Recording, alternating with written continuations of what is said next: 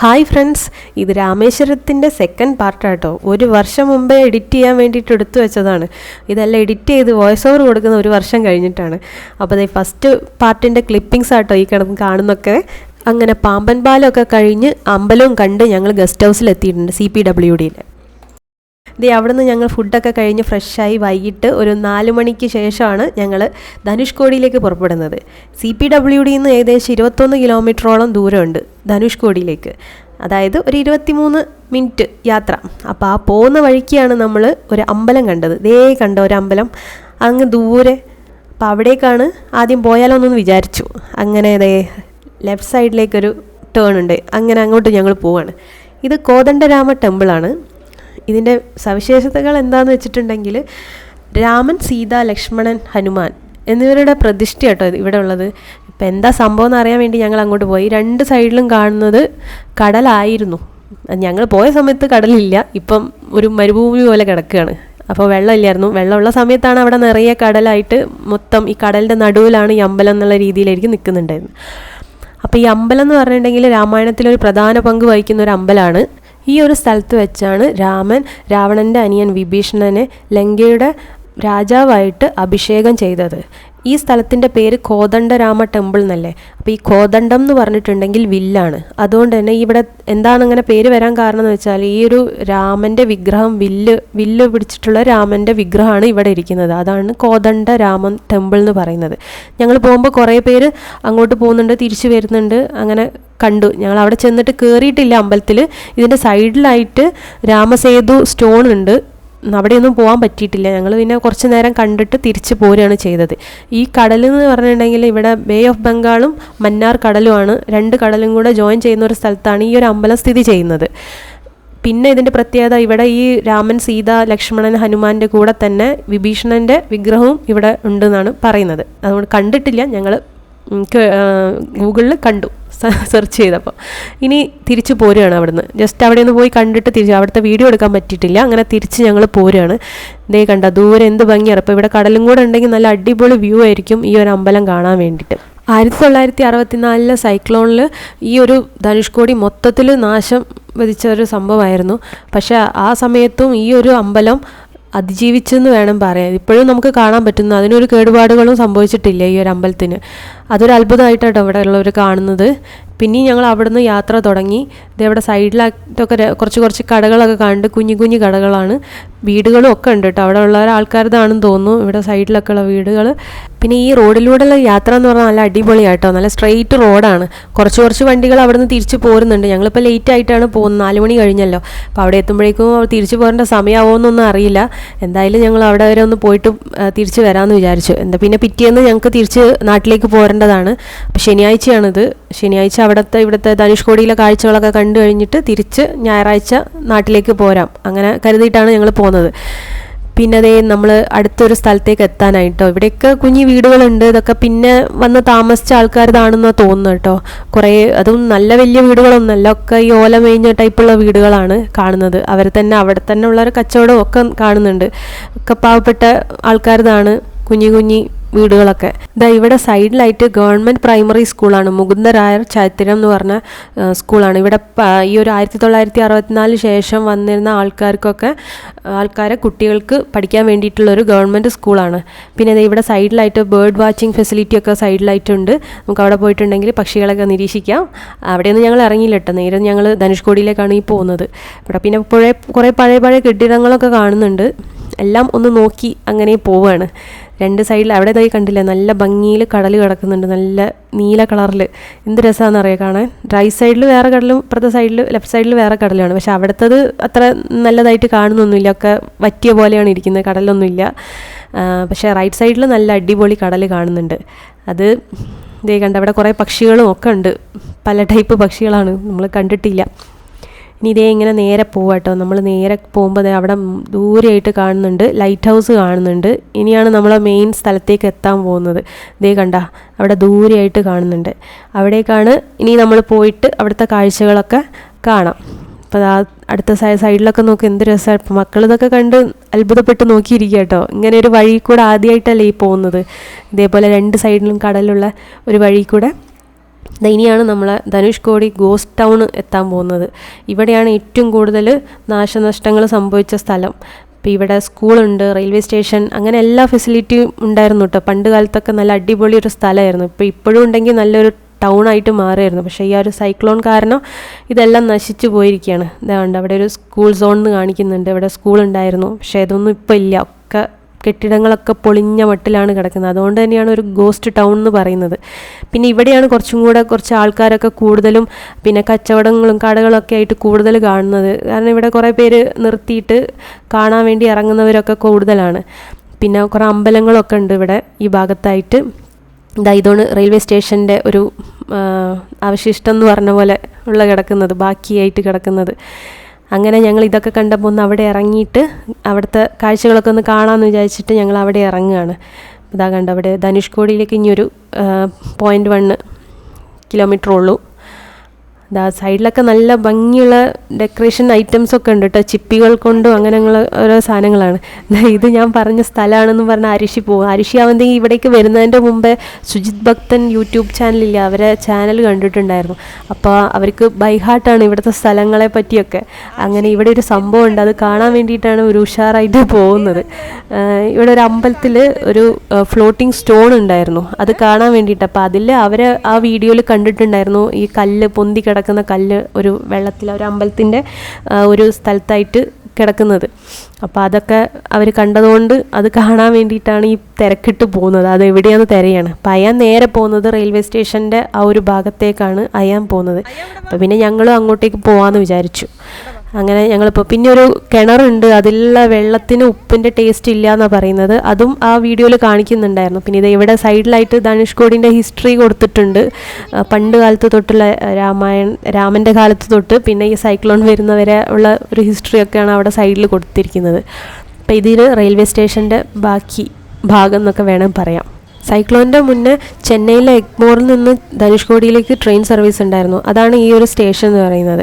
1964 ഈ ഒരു സൈക്ലോൺ വരുന്നത്, അതായത് ഡിസംബർ 23 രാത്രിയാണ് ഈ ഒരു റെയിൽവേ സ്റ്റേഷനിലേക്ക് വരുന്ന പാമ്പൻ ധനുഷ്കോടി പാസഞ്ചർ 117 നമ്പർ ട്രെയിനിൻ്റെ. അതിൽ ഒരു 100ഓളം യാത്രക്കാരും പിന്നെ അതേപോലെ 5 ജീവനക്കാരും ഒക്കെ ഉണ്ടായിരുന്നു. അതെല്ലാവരും ഈ ഒരു സൈക്ലോണിൽ കടലെടുത്ത് പോയതാണ്. അപ്പോൾ നേരത്തെ കണ്ടില്ലേ, അവിടെ ഒരു വട്ടത്തിൽ കിണർ പോലെ, ആ കിണറിൽ വെള്ളത്തിന് ഉപ്പിൻ്റെ ടേസ്റ്റ് ഇല്ല എന്നാട്ടോ പറയുന്നത്. ഇത്രയും കടലിൻ്റെ നടുവിലായിട്ടും ഉപ്പിൻ്റെ ടേസ്റ്റ് ഇല്ല. അതാ ഇവിടെ കാണുന്നതാണ് ആ ഒരു റെയിൽവേ സ്റ്റേഷൻ്റെ പ്ലാറ്റ്ഫോം. അങ്ങനെ ഇതൊക്കെയാണ് ചരിത്രത്തിൽ പറയുന്നത്. എന്തായാലും ഒരു അടിപൊളി സ്ഥലമായിരുന്നു കേട്ടോ പണ്ട് ഉള്ളത്. എന്തായാലും ഇപ്പോൾ അത് ഒക്കെ ഇങ്ങനത്തെ ഒരു അവസ്ഥയിലായിപ്പോയല്ലോ. ഇനി ഇവരെ ലക്ഷ്യം നേരെ ആ അമ്പലത്തിലേക്കാണ്, തിരയാണ് എവിടെയാണുള്ള അമ്പലം എന്ന്. അങ്ങനെ കുറച്ച് നേരത്തെ തിരഞ്ഞ് നടക്കലിന് ശേഷമാണ് ഞങ്ങളിത് അവിടെ അമ്പലത്തിൻ്റെ അടുത്തേക്ക് എത്താനായിട്ടുണ്ട്. അപ്പോൾ ഇവരാണ് ആദ്യം, ഈ മക്കളാണ് ആദ്യം പോകുന്നത് അമ്പലം തിരഞ്ഞിട്ട്. ഒക്കെ പണ്ടത്തെ ടൈപ്പ് ഈ എന്താണ് ഓലമേഞ്ഞ ടൈപ്പ് സ്ഥലങ്ങളാണ്. ഇതാണ് അമ്പലം. ഈ അമ്പലമാണ് തിരഞ്ഞുകൊണ്ട് നടക്കുന്നുണ്ടായിരുന്നു. അങ്ങനെ ഞങ്ങൾ അമ്പലത്തിലേക്ക് പോയിട്ടോ. അപ്പോൾ അവിടെ കുറേ പ്രതിഷ്ഠകളൊക്കെ ഉണ്ട്, കുറേ പേര് തൊഴുന്നുണ്ട്. അങ്ങനെ ഞങ്ങൾ കല്ല് കാണാൻ വേണ്ടിയിട്ടാണ് ഈ പോകുന്നത്. അങ്ങനെ ചെരുപ്പൊക്കെ അഴിച്ച് നേരെ മക്കൾ കണ്ട, അവരാണ് ഫസ്റ്റ് പോകുന്നത്. അവിടെ ആ കല്ലൊന്ന് കാണാമല്ലോ എന്ന് വിചാരിച്ചിട്ട്. അപ്പോൾ ഈ ഒരു കാണുന്ന സ്ക്വയർ ടൈപ്പ് ഇല്ലേ, അതിലായിരുന്നു കല്ലുണ്ടായിരുന്നത്. ആ ഒരു ഗ്രില്ലൊക്കെ വെച്ച്. പക്ഷേ അവിടെ പോയി നോക്കിയപ്പോൾ എന്താ സംഭവിച്ചത് വെച്ചാൽ കല്ല് അതിലില്ല. അവരെ മുഖം കണ്ടോ, ചമ്മിയ പോലത്തെ മുഖം. ആ കല്ല് അതിലില്ല. അത് രാമസേതു വേറെ സ്ഥലത്താണ് ഇപ്പോൾ കൊണ്ടുവച്ചത്. അങ്ങനെ ഞങ്ങൾ പിന്നെ അവിടെ നിന്ന് മെല്ലെ സ്ഥലം കാലിയാക്കി. ഇപ്പോൾ സാധനം ഇല്ലല്ലോ അവിടെ, ഇനി പിന്നെ അങ്ങോട്ട് പോരാമെന്ന് വിചാരിച്ചു. അങ്ങനെ പോരുമ്പോൾ കുറേ സൈഡിലായിട്ട് കുറേ ഈ ഒരു കച്ചവടങ്ങളൊക്കെ ഉണ്ടല്ലോ. അപ്പോൾ അതൊക്കെ കാണാമെന്ന് വിചാരിച്ചിട്ട് അങ്ങനെ അങ്ങോട്ട് പോകട്ടെ. അവിടെ നിറയെ ഈ ഷെൽസാണ് കിടക്കുന്ന. ഷെല്ല് കൊണ്ട് ഈ ചിപ്പി, ശംഖ്, ഇങ്ങനത്തെ ടൈപ്പ് ഐറ്റംസാണ്. നമ്മൾ കാണാത്ത വിധത്തിലുള്ള ഓരോ സാധനങ്ങളുണ്ട്. എന്ത് ഭംഗിയാറ കാണാൻ. ഇതൊക്കെ കണ്ട, അതൊക്കെ അവർ പരിശോധിച്ച് നോക്കുകയാണ്. ഇതിൻ്റെ കണ്ടിട്ട് ഇതെന്താ അതെന്താ എന്നൊക്കെ ചോദിച്ചിട്ട്. പിന്നെ മാലകൾ, അങ്ങനത്തെ കുറേ സംഭവങ്ങളാണ്. ഇവിടെ സൈഡിലായിട്ട് കാണുന്ന ഈ ചിപ്പികളൊക്കെ അല്ലേ, ഓരോ ജീവിൻ്റെ ഷെല്ലുകളാട്ടോ. ഇവിടുത്തെ ആൾക്കാരൊക്കെ കടലിൽ നിന്ന് പിടിച്ചെടുത്ത് കൊണ്ടുവരുന്നതാണ് ഇതൊക്കെ. പല ടൈപ്പ് ഭംഗിയുള്ള ടൈപ്പ് ചിപ്പികളും ശംഖുകളും ഒക്കെ ഉണ്ട്. ഇതിപ്പോൾ ഞങ്ങൾ തിരിച്ച് പോകുമ്പം നാട്ടിലേക്ക് പോരുന്ന സമയത്ത് കണ്ടിട്ടുണ്ടായിരുന്നു. ഒരു ബീച്ചിൽ പോയപ്പം അവിടുന്ന് അവർ ഇതേപോലെ കടലിൽ നിന്ന് പിടിച്ചിട്ട് കൊണ്ടുവരുന്നത്. അങ്ങനെ ഞങ്ങൾ അവിടുന്ന് കുറേയൊക്കെ പെറുക്കി എടുത്തിട്ടുണ്ടായിരുന്നു കേട്ടോ. ഇതേപോലെ ഇപ്പോൾ ഇത് ഇവിടുന്ന് ആദ്യമായിട്ടാണ് കാണുന്നത്. നല്ല ഭംഗിയുണ്ട്. അത് അവർ എടുത്തിട്ട് പിന്നെ കുറേ പോളിഷൊക്കെ ചെയ്ത് നല്ല ഭംഗിയാക്കിയിട്ട് ഇങ്ങനെ ഹാങ്ങിങ് ടൈപ്പ് ഡെക്കറേഷൻ ഐറ്റംസും പിന്നെ മാലകൾ, പിന്നെ ഇതേപോലെ കണ്ടില്ലേ ഹാൻഡ് ചെയിനുകൾ, ബ്രേസ്ലെറ്റ്, മാല, മുത്തുള്ള ടൈപ്പ്, അങ്ങനെ പല ഡിഫറെൻറ്റ് ടൈപ്പ് സാധനങ്ങളാക്കിയിട്ട് അവിടെ സൈഡിലായിട്ട് വെച്ചിട്ടുണ്ട്. ഇതിനൊക്കെ നല്ല റേറ്റാണ്. അങ്ങനെ ഞങ്ങൾ അവിടുന്ന് കുറേ സാധനങ്ങളൊക്കെ നോക്കിയിട്ടോ. പിന്നെ നമ്മൾ ഈ മാഗ്നറ്റ് സാധനമില്ലേ, ഈ ഫ്രിഡ്ജിൻ്റെ മുകളിൽ ഒട്ടിച്ച് വെക്കുന്ന മാഗ്നറ്റ്, ഈ ധനുഷ്കോടിൻ്റെ കുറേ പിക്ചറുള്ളത്, പിന്നെ കുറേ ദൈവങ്ങളത്, കാശി, രുദ്രാക്ഷം, ഇങ്ങനത്തെ ടൈപ്പ് സാധനങ്ങളാണ് അധികം ഉള്ളത്. പിന്നെ മെയിനായിട്ട് ഈ നമ്മളെ ഡോറിൻ്റെ മുകളിലൊക്കെ തൂക്കിയിടുന്ന ടൈപ്പ്. പിന്നെ അവിടെ നിന്ന് ഞങ്ങൾക്ക് ആവശ്യം ഇതാ ഈ ഒരു കീ ചെയിനായിരുന്നു. അങ്ങനെ 2 പേർക്കും 2 കളറിലുള്ള കീ ചെയിൻ അങ്ങോട്ട് വാങ്ങിച്ചു കൊടുത്തു. പിന്നെ അയാന് അവിടെ ഒന്നും താല്പര്യമില്ല, ഇഷ്ടപ്പെട്ടിട്ടില്ല. എല്ലാ പെൺകുട്ടികളെ ഇഷ്ടമുള്ള സാധനങ്ങളൊക്കെയാണ്. പിന്നെ അവനെന്ത് വാങ്ങിച്ചു കൊടുക്കാനാണ്, അവനൊരു ആൺകുട്ടിയല്ലേ. അങ്ങനെ കീ ചെയിനും വാങ്ങി ഞങ്ങൾ പിന്നെ നേരെ അരിച്ചാൽ മുന എന്ന് പറഞ്ഞ് അവിടേക്ക് പോവാം, ധനുഷ്കോടിയുടെ എൻഡിലേക്ക്. അപ്പോൾ അത് സൈഡിലൊക്കെ ഇവിടെ കുറേ ഉണ്ട്. ഈ ഒരു ഗോസ്റ്റ് ടൗണിൽ ആൾക്കാർ കുറേ വരുന്നതുകൊണ്ട് അവിടെ തന്നെ കുറേ കച്ചവടങ്ങളും ഉണ്ട് കേട്ടോ. അങ്ങനെ ഞങ്ങൾ തിരിച്ച് കാറിലേക്ക് പോവുകയാണ്. എന്നിട്ട് അവിടെ നിന്ന് അങ്ങോട്ട് പോകണം അരിച്ചാൽ മുനയിലേക്ക്. അങ്ങനെ പോകുന്ന ഇതിലാണ് റൈറ്റ് സൈഡിലൊരു പള്ളി കണ്ടത്. ഇതേ കണ്ട, ഇതും ഈ പള്ളിയിൽ ഞങ്ങൾ പോകുന്നുണ്ട്. പക്ഷെ അവിടെ നിന്ന് തിരിച്ച് വരുമ്പോഴാണ് ഇവിടെ കയറുന്നത്. അത് വഴിയെ ഞാൻ കാണിച്ചു തരുന്നുണ്ട് കേട്ടോ. അതൊക്കെ കുറേ സിനിമയിലുണ്ടായിരുന്നു എന്ന് തോന്നുന്നു കേട്ടോ. ഈ ഒരു പള്ളിയൊക്കെ കാണിച്ചിട്ടുണ്ട്. അതൊക്കെ ഇവിടെ കൊണ്ട് ഒരു അമ്പലത്തിൻ്റെ ഒരു പണി നടക്കുന്നുണ്ട്. ആ കാണുന്നത് ലൈറ്റ് ഹൗസ് ആട്ടോ. അതിൻ്റെ മുകളിലൊക്കെ നമുക്ക് കയറാം. പക്ഷേ ഞങ്ങൾ അവിടെയൊന്നും കയറിയില്ല. ജസ്റ്റ് ഇവിടെ ഒന്ന് കണ്ടിട്ട്, മെയിനായിട്ട് അവിടെ പോകാൻ കാരണം രാമസേതു സ്റ്റോണില്ലേ, അത് കാണാൻ വേണ്ടിയിട്ടായിരുന്നു. മക്കൾ അത്രയും കണ്ട് ഇഷ്ടപ്പെട്ടിട്ടുണ്ടായിരുന്നു. അതൊന്ന് പോയി നോക്കണം. ഈ വെള്ളത്തിൻ്റെ മുകളിൽ കല്ല് പൊന്തി കിടക്കുന്ന കാണാനൊരു അതിശയമല്ലേ. ലൈം സ്റ്റോൺ ആയതുകൊണ്ട്, ഈ ഓട്ടയൊക്കെ ഉള്ളതുകൊണ്ടാണെന്ന് തോന്നുന്നത് ഇതിങ്ങനെ പൊന്തി കിടക്കുന്നത്. പക്ഷേ എന്തായാലും കാണാൻ പറ്റിയില്ല. പിന്നെ ഞങ്ങൾ അവിടുന്ന് തിരിച്ച് നേരെ അരിച്ചാൽമലയിലേക്ക് പോകാം കേട്ടോ. പിന്നെ ഇവിടുന്ന് അങ്ങോട്ട് ഇനി അടുത്തൊന്നും കടകളൊന്നുമില്ല. അങ്ങനെ റോഡ് മാത്രമേ ഉള്ളൂ. 2 സൈഡിലും ബീച്ചും കാണുന്നുണ്ട്. പിന്നെ അവിടുന്ന് തിരിച്ച് വരുന്ന വണ്ടികൾ കുറേ ഉണ്ട്. അപ്പം നമ്മൾ പോകുമ്പോൾ അത്ര വണ്ടികൾ കണ്ടില്ലെങ്കിൽ ഇവിടെ എത്തിയപ്പോഴത്തേ വണ്ടികൾ കുറേ ഉണ്ട് കേട്ടോ. അപ്പോൾ കിട്ടിയ കീ ചെയിൻ പരിശോധിക്കുകയാണ് 2 പേരും കൂടെ. 2 പേർക്കും 2 കളർ, അല്ലെങ്കിൽ ഒടുക്കത്തടിയായിരിക്കും. ഈ അടി തീർക്കാൻ തന്നെ നേരം ഉണ്ടാവുള്ളൂ. അത് തിരിച്ച് വീട്ടിലെത്തുമ്പോഴേക്കും അതിൻ്റെ തൊപ്പയൊക്കെ പറിച്ച് കളഞ്ഞിട്ടുണ്ട്. വെറുതെ വാങ്ങിച്ചു കൊടുക്കുകയാണ്. പിന്നെ അതായത് അവിടെ ഈ സൈഡിലായിട്ട് കണ്ടോ, ഇതാണ് ഇന്ത്യൻ നാവികസേനയുടെ H197 ഹോവർ ക്രാഫ്റ്റ്. ഇത് കരയിലും അതേപോലെ കടലിലും ഒരേപോലെ സഞ്ചരിക്കാൻ പറ്റുന്ന ഒരു സംഭവമാണ് കേട്ടോ. ഇത് ഇവിടെ ഈ ധനുഷ്കോടി തീരദേശത്താണ് ഇവിടെ സ്ഥിതി ചെയ്യുന്നത്. ഇവിടെ നിന്ന് അങ്ങോട്ട് ശ്രീലങ്കയിലൊക്കെ വളരെ ദൂരം കുറവും പിന്നെ അതേപോലെ കടലിനൊക്കെ ആഴം കുറവായതുകൊണ്ട് നുഴഞ്ഞുകയറ്റക്കാരോ അങ്ങനെ വല്ല കള്ളക്കടത്തുകാരോ ഒക്കെ ഉണ്ടാവുമെന്ന് നോക്കാൻ വേണ്ടി നിരീക്ഷണത്തിനായിട്ട് ഇവിടെ സൈഡിൽ നിർത്തി വെച്ചിരിക്കുന്നതാണ് കേട്ടോ. അത് നമുക്ക് അവിടെ സൈഡിലായിട്ട് കാണാം. അങ്ങനെ നമ്മൾ അവിടെ അരിച്ചാൽമുനേൻ്റെ അടുത്തേക്ക് എത്താനായിട്ടുണ്ട്. അപ്പോഴേക്കും പാർക്കിങ്ങിൻ്റെ വണ്ടികളൊക്കെ കുറേ വണ്ടികൾ പാർക്ക് ചെയ്തിട്ട് ഉണ്ട്. എന്നാൽ വേട്ടൻ പറഞ്ഞ് നമുക്ക് അങ്ങോട്ട് വരെ പോയി നോക്കാം, വണ്ടി ഉണ്ടെങ്കിൽ. ഇല്ലെങ്കിൽ നമുക്ക് അവിടെ പാർക്ക് ചെയ്യാം, അല്ലെങ്കിൽ ഇവിടെ എവിടെയെങ്കിലും തിരിച്ച് വന്നിട്ട് ഇവിടെ വെക്കാമെന്ന് പറഞ്ഞു കേട്ടോ.